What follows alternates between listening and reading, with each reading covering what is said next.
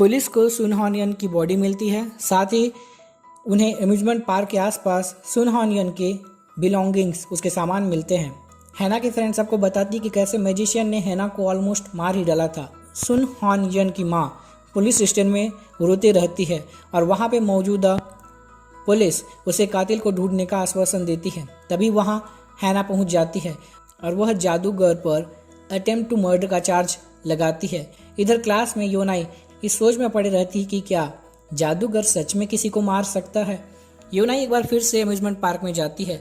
वहाँ पे उसे कोई नहीं मिलता और कई सारे कार्ड बिखरे पड़े मिलते हैं। तभी उसे कार्ड के बीच में एक डायरी मिलती है और उसे अम्यूजमेंट पार्क के अंडरग्राउंड तहखाने के बारे में पता चलता है। और जब वह उस लीवर को खींच देती है, स्टेज के नीचे एक डोर ओपन हो जाता है। जब वो उस दरवाजे से नीचे जाती है तो उसे वहाँ जादूगर अपने तोते के पास, जिसका नाम बेला था, बैठा हुआ मिलता है। वह उसे बताती है कि पुलिस कैसे उसे ढूंढ रही है। जादूगर बताता है कि बेला के साथ एक्सीडेंट हुआ है और अब उसकी तबीयत बहुत ख़राब है। वह उसके लिए बहुत रोता है, जैसे कि उसका कोई अपना बीमार है। योनाई उसके दर्द को देखकर यह समझ जाती है कि जादूगर किसी का मर्डर नहीं कर सकता है। वह बताता है कि बेला अपने आखिरी समय में अकेला नहीं रहना चाहती है। यह बताती है कि पुलिस की रेड वहाँ पर कभी भी पड़ सकती है। वह कहती है कि पुलिस उसे लूट और मर्डर का सस्पेक्ट मानती है। जादूगर उससे पूछता है कि क्या वह भी ऐसा मानती है कि उसने यह सब किया है। योनाई कहती है कि उसे उस पर भरोसा है। तभी वहाँ पर पुलिस आ जाती है। योनाई और जादूगर वहाँ से बाहर आते हैं। इधर पुलिस जादूगर को गिरफ्तार करने वाली होती है तो योनाई उन्हें बताती है कि उसका क्लासमेट योल्डिंग उस लूट के दिन जादूगर के साथ था। वह पुलिस से कहती है कि वो लोग ऐसे लोगों की सुन रहे हैं जो जादूगर को नहीं जानते हैं। जादूगर योनाई को शांत करता है और कहता है कि वह उसे इस बात से कुछ फर्क नहीं पड़ता कि बाकी लोग क्या सोचते हैं। उसे इस बात पर फर्क पड़ता है कि क्या वह उस पर बिलीव करती है, और वह उसे बेला का ख्याल रखना कहकर वहां से चला जाता है। पुलिस योनाई को बताता है कि जादूगर का असली नाम यून मिन यंग है, जिसकी उम्र 30 साल है और वह 10 साल पहले मेंटल इंस्टीट्यूट से भाग गया था। 3 साल पहले भी उससे पूछताछ की गई थी जब एक बच्चा लापता हुआ था, और इसके बाद से वह पुलिस स्टेशन में आता जाता रहा है। पुलिस उससे कहती है कि उसके साथ रहना डेंजरस है, इसलिए उसे जादूगर से दूरी बनाकर रखनी चाहिए। तब योनाई को सब लोगों की बातें याद आने लग और वह जादूगर पर डाउट करना स्टार्ट कर देती है। लेकिन तभी उसे याद आता है कि कैसे जादूगर ने उसकी मदद की, उसे मैजिक सिखाया, उसे अपने पर बिलीव करना सिखाया। तभी वहाँ पर योल्डिंग आ जाता है और वह उसे जादूगर के बारे में पूछता है। वह उसे बताती है कि पुलिस उसे पकड़कर ले गई है। तब वो उससे पूछती है कि क्या उसे लगता है कि जादूगर सच में पागल है, क्या वह सच में किसी की जान ले सकता है। योल्डिंग उसे पूछता है कि उसका दिल क्या कहता है, और वह कहती है कि उसे उस पर भरोसा है। तभी वो दोनों उस प्रेग्नेंट लेडी को याद करते हैं और वो दोनों मिलकर उससे मिलने जाते हैं। वह प्रेग्नेंट लेडी उन्हें बताती है कि जादूगर और वो दोनों अच्छे दोस्त थे क्योंकि वो साथ में ही हाई स्कूल में गए थे। योनाई उसे बताती है कि उसे पता चला है कि जादूगर हाई स्कूल ड्रॉप आउट था। वह उसे बताती है कि जादूगर ब्रिलियंट स्टूडेंट था। उसके माता पिता जाने माने प्रोफेसर थे जो कि पूरे साउथ कोरिया में फेमस थे। उसके भाई बहन भी उसके जैसे ही पढ़ाई में तेज थे।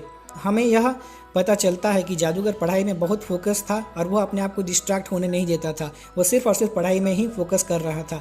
वह कहता था कि वह इसलिए इतनी ज़्यादा स्टडी करता है क्योंकि उसके अच्छे ग्रेड्स देखकर उसके पेरेंट्स खुश होते थे। वह उनको बताती है कि कैसे जादूगर पर अच्छे ग्रेड्स लाने का इतना दबाव था कि एक दिन वह स्कूल में ही कोलैप्स हो गया था।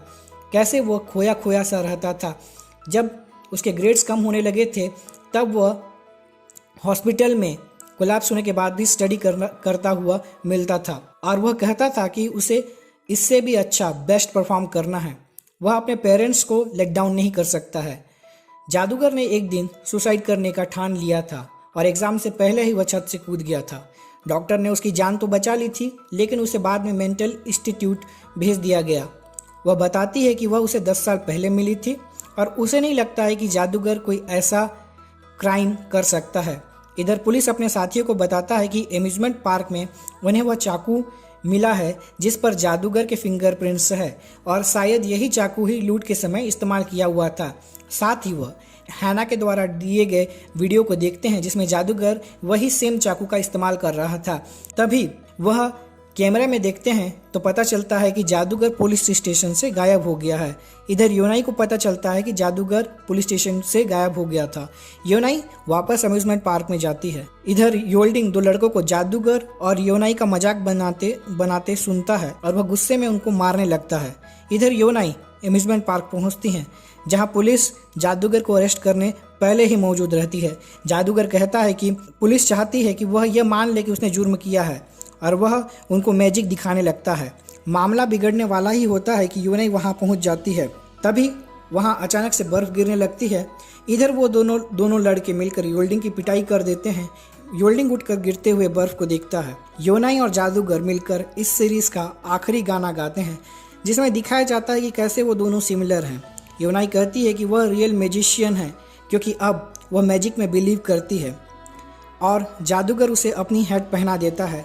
इधर पुलिस जादूगर को अरेस्ट करने आगे बढ़ती है कि योनाई तभी जादूगर के ऊपर एक पर्दा डालकर अमारा सुमनारा कहती है और उसे गायब कर देती है।